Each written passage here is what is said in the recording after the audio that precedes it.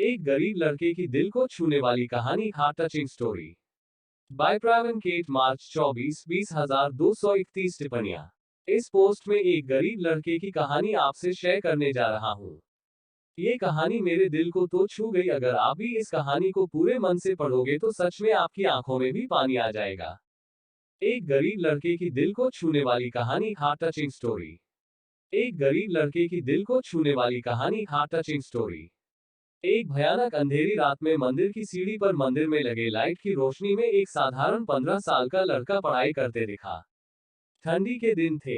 वो ठंड से कांप रहा था लेकिन पढ़ाई में खोया हुआ था। हफ्ते में 2 दिन मैं उस रास्ते से होकर गुजरता था। दिन में कभी वो नजर नहीं आता। मुझे काफी जिज्ञासा होती थी उसके बारे में जानने की। एक रात खाना खाकर मैं गाड़ी लेकर उसी रास्ते से गुजरने वाला था। सोचा जाते जाते कुछ पार्सल लेकर जाऊंगा उसके लिए। मैं पार्सल लेकर गाड़ी से उस मंदिर के पास पहुंचा। लड़का सीढ़ियों पर बैठकर हमेशा की तरह पढ़ाई कर रहा था। मैंने गाड़ी रोकी और उसके पास गया। मेरी तरफ जब उसने देखा तो वो मुस्कुरा दिया जैसे वो मुझे पहले से जानता हो। मैंने उससे पूछा, बेटा तुम हमेशा यहीं पर क्यों पढ़ाई करते हो? सर, मेरे घर में बिजली नहीं आती। मेरी माँ बीमार रहती है और तेल डालकर दिया जलाने लायक मेरी परिस्थिति नहीं है, बस इसलिए मैं यहाँ आकर पढ़ता हूँ। तुम मुझे देखकर मुस्कुराए, क्यों? मैंने पूछा। क्योंकि आप भगवान हैं, वो बोला। ऐसा नहीं है, मैंने कहा। नहीं, आप भगवान ही है, वो बोला। चलो वो सब जाने दो। मुझे बताओ, क्या तुमने खाना खा लिया? क्योंकि मैं तुम्हारे लिए खाने का पार्सल लाया हूँ। देखा, इसलिए मैं आपको भगवान कह रहा था। आज मुझे बहुत भूख लगी है, सुबह से मैंने कुछ भी नहीं खाया। लेकिन मुझे इस बात की जरा भी चिंता नहीं थी। मैं जानता था वो भगवान जिसने मुझे भूख दी है वह मुझे भूखा पेट नहीं सुलाएगा, किसी ना किसी रूप में आकर मुझे खाना देगा। और आप खाना लेकर आ गए।